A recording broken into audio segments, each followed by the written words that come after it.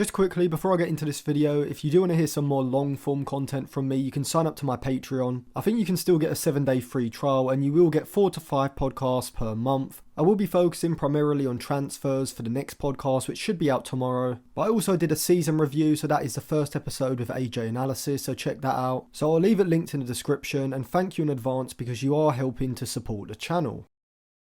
So I'll admit, when the news came out that Arsenal were bidding around £60 to £70 million for Moises Caicedo in the January transfer window, I, like many others, wrote it off as just another example of one of the big 6 clubs, or should I say big 7 clubs now with Newcastle, flexing their financial muscle in all the wrong ways, and massively overpaying for a relatively young and pretty unproven in the long term Premier League player from a trendy mid-table club of the time. We saw it in the mid-2010s with Southampton getting their players taken with ease, and it seemed like now Brighton were just a selling club of the time, signing players for minimal fees, developing them into solid Premier League players, and then selling them on to bigger Premier League clubs for extortionate fees before they would eventually flop, leading to Everton signing them on a ridiculous wage a few years later. Now, I didn't necessarily think that Caicedo would follow this path, but when a player does burst onto the scene like Caicedo or Micah Richards, I would say that more often than not, a few years down the line, they end up at a graveyard club for talent like Everton or West Ham. But after watching Caicedo more, analysing his underlying stats and observing the tactical trends of the modern game, it's clear to me that Caicedo isn't a Morgan Schneiderlin or a Victor Wanyama, and that he's much more akin to a Sadio Mane or a Luke Shaw. And for the rest of this video, not only am I going to prove this through analysing Caicedo individually, but also through showing why he is so valuable in the modern game from a tactical perspective. So the obvious place to start with Caicedo is his ball winning ability, which obviously is the strongest and most eye-catching part of his game, with him being like a magnet to the ball in the middle of the pitch, having the aggression, composure, anticipation and tackling technique that reminds me of a prime N'Golo Kante in 2016, and can be compared to players like Declan Rice, Casemiro and even Aaron Wan-Bissaka at the moment, with Caicedo having the ability to dominate in these type of duels, whether this is pushing up the pitch during the press and putting in a strong standing tackle to prevent an opposition player from turning, whilst also having the ability to shuttle across the pitch to swiftly put in a physical standing tackle, or even racing back and making a clinical sliding recovery tackle to stop the attack. Caicedo excels in all of these types of situations, and the stats from his FBref report back this up. When compared against every other midfielder in Europe's top 5 leagues over the past 365 days, he ranks in the mid-80th percentiles for the amount of interceptions he's completing, as well as the tackles he has won, but most significantly from a pressing point of view, he ranks around the 90th to 95th percentile range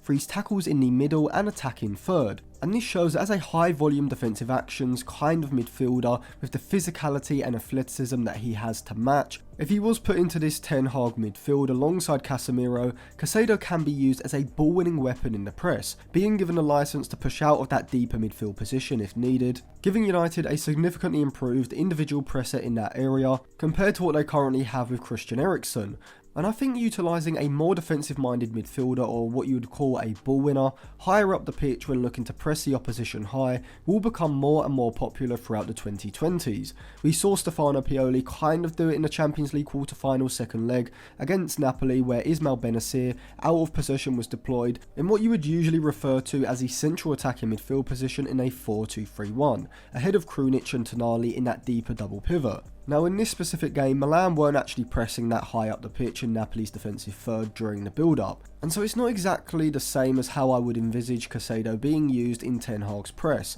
but Benacer's aggressive ball-winning ability was used against Lobotka in that regista role as he single pivot for Napoli in Spalletti's 4-3-3, as a way of stifling the diminutive Slovakian's influence on the game, stopping him being able to knit play together with his short quick passes and persistent movement and circulation of the ball. And the benefits of using Caicedo alongside Casemiro in the midfield is that you can push one of them higher up the pitch to aid the press, whilst the other can retain a deeper position in the midfield. So in the opposition's build-up phase, Caicedo is certainly a ball-winning asset, just from the sheer volume of his defensive actions that he produces, but also in the middle and defensive third he is superb as well, also completing a high volume of tackles, but crucially tackling a lot of dribblers that he faces, ranking in the 80th percentile for the amount of dribblers he has tackled per 90, and the 92nd percentile for the percentage of the dribblers he has tackled, with a rate of around 60%. And so unlike Fred, who approaches players far too flat-footedly in the middle of the park and gets easily bypassed,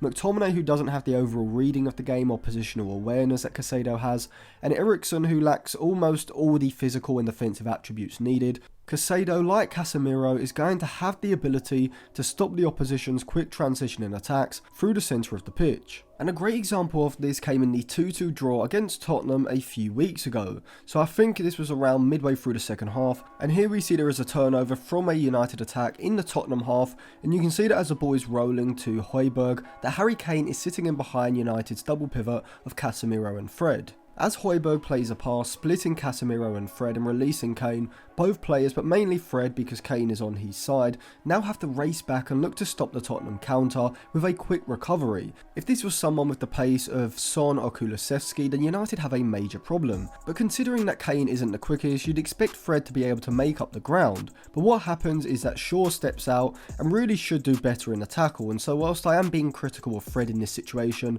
I would say that Shaw is more to blame. But Fred just doesn't anticipate Shaw getting beat, and so once Kane goes past Shaw, both him and Fred are behind Kane, and this leads to Kane creating a fantastic chance for Son with a switch of play, but luckily for United, Son can't take advantage. Now this obviously isn't a major mistake from Fred, as Maguire's was for Sevilla's opening goal in the second leg, but I do think it's a great example of a situation that Caicedo would have dealt with. I just think that if this is Caicedo alongside Casemiro, he firstly anticipates a danger a lot sooner before the pass even goes into Højbjerg, maybe even cutting off the passing lane into Kane. But I definitely think that Caicedo would have had the athleticism to eat up the ground on Kane and put in a tackle to stop the attack. And that could be the difference between United winning the ball back before the opposition can break into their half, sustaining the pressure on the opposition with the restarting of an attack, to potentially conceding a goal at the other end. And this is why as the season's gone on, I have more and more realised the need for having physically strong, athletically capable and defensively solid central midfielders,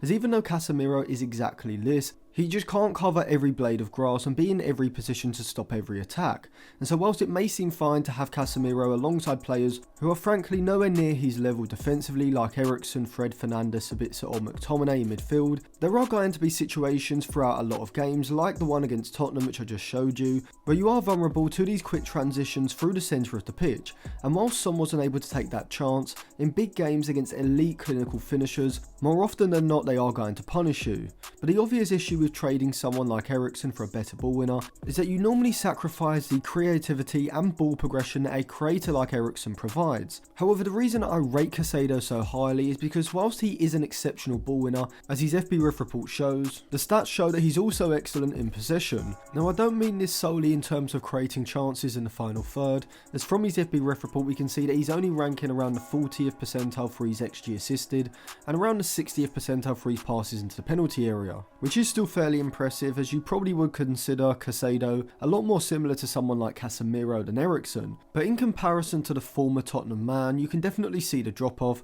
as Eriksen specialises in this area, sitting in the low to mid 90th percentiles for all of those metrics, showing that he's not just a superior creative midfielder to Caicedo, but also to most central midfielders in Europe. However, Caicedo specialises in other areas in possession, and in particular one fairly recent tactical evolution that Roberto De Zerbi has brought to the Premier League, but I'll come on to that in just a bit. Here we can see that Caicedo statistically is a fantastic retainer of possession, completing 79% of his long passes, ranking in the top 5% of Premier League midfielders, whilst also ranking pretty highly for his short and medium pass completion rates as well. And this shows that he completes a high volume of short passes, and this is where we come on to one of my favourite things about Caicedo. But before we go any further with Caicedo individually, we need to look at how he is used in De Zerbi's Brighton system, why this is such a massive tactical revolution in the modern game, and how this can be applied to Ten Hag's Manchester United. So for the last 15 years or so, really since Pep took over at Barcelona from Frank Rijkaard in 2008, the Cruyffian-inspired Guardiola style of possession has dominated the game.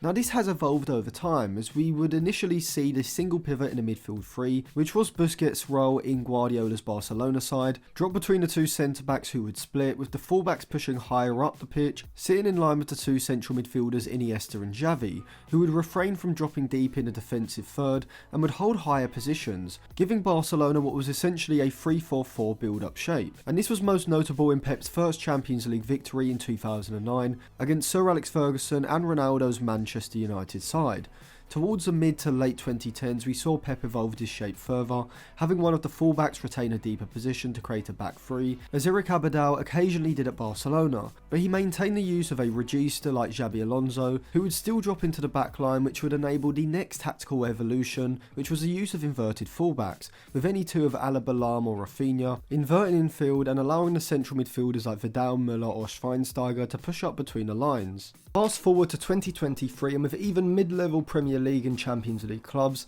now being very astute at pressing high up the pitch, we've seen the likes of Pep Guardiola and in particular Roberto De Zerbi adapt their possession systems, and it's a Brighton manager who has been the trendsetter, with Pep even saying that Brighton are the best side in the build-up phase in the world, and Caicedo is crucial to this. But why is De Zerbi's style so revolutionary, and what does this have to do with Caicedo and Ten Hag's United? Well, usually when a side has the ball in the build-up phase, with Brighton being the example on the tactics board here, the manager will instruct the central midfielders ahead to move out of the shadow of the pressing player in front of them to open up a passing lane for the player with the ball, as obviously if Caicedo stands behind the forward presser, the passing lane is cut off and the ball can't be moved into him. However, De Zerbi instead will instruct the midfield double pivot to stay in the shadow of the pressing player in front of them when the centre-backs have the ball, and rather than trying to avoid and play around the pressure, Brighton not only try to play through the press, but they intentionally bait the press, with the centre-backs holding on to the ball for quite a while, and sometimes even putting their studs on the ball to further antagonise the players in front of them and provoke the press even more. Once a player in front of the centre-back initiates the press, the ball gets played square to the other centre-back, another crucial element of De Zerbi's possession strategy that players are usually told to avoid by mainstream coaching, as a square ball is often seen as a trigger for the opposition side to then initiate a further press, as obviously the time it takes for the ball to be played square is a second or two for the opposition to squeeze up the pitch and condense the space, but this is exactly what De Zerbi wants, as once a ball is played square and the opposition frontline presser on the other side pushes up, now the pass into Caicedo on the other side, who is still sitting in the shadow of the pressing player in front, has opened up, and with the other Brighton player in the double pivot, in this example McAllister, sitting in the shadow of the presser in front of him, Brighton now have a direct pass into Caicedo, who can then lay the ball off first time to McAllister, and if they can do this quick enough, they can do it before the opposition midfielders behind them have time to push up and pressurise them, and now Brighton have essentially baited the opposition's midfield and forward lines into squeezing up, leaving space between the lines of the opposition's midfield and defence for the two forwards and Caicedo and Welbeck to drop into and look to receive a pass to feet. And because at least one of the centre-backs is going to hold a deeper position rather than vacating the central space in the back line, in most scenarios if the opposition are pressing man to man, Brighton should have a free man between the lines, and with March and Matoma holding wide and high positions, Brighton's centrally advanced players can then look to find their runs in behind. But obviously this provoking of the press is extremely risky, and if United try to do it with the likes of Fred, McTominay or even Sabitzer in midfield, it would be a recipe for losing the ball in their defensive third, putting the side at a major risk of conceding. And so that's why in order to use this strategy to open up and play through the opposition centrally, you need players in central positions who not only have the technique and awareness to play this quick one-touch football under pressure, but also players who understand the system from a positional point of view. And to me, Caicedo is arguably the best central midfielder in the league when it comes to this. And to me, this is the main reason why many top clubs are pursuing Caicedo over ball-winning midfielders like Rice or Agate, because Caicedo has worked under De Zerbi for almost a season now, and so put him into United's, Chelsea's or Arsenal's midfield, and you have a player who can seamlessly come in, play this kind of possession style, which I think at the moment is the optimal way to play, particularly at the highest level, when nearly all elite sides are going to look to press you high, and by implementing that De Zerbi-esque build-up strategy, you can use the opposition's press against them. And so to me, I think United have to do everything they can to get Caicedo. I would pay 80-90 million pounds because I really truly believe he might be one of the most valuable central midfielders on the market at the moment. And whichever club gets him, because it looks like Arsenal and Chelsea are also interested, we'll be getting a generational talent who would fit in perfectly into a deeper lying midfield role in a Cruyffian inspired system, but also pretty much any system that places priority on playing out under pressure and winning the ball back high up the pitch, which Caicedo is phenomenal at doing, and that's why, even above Harry Kane, I would say Moises Caicedo is my dream signing for United this season. And so thank you for watching. If you enjoyed that video, check out some of my others, which I will leave linked in the description. Sign up to my Patreon for long form content in the form of podcasts, and you can follow me on Twitter and Instagram, which I'll leave in the description as well for more content as well.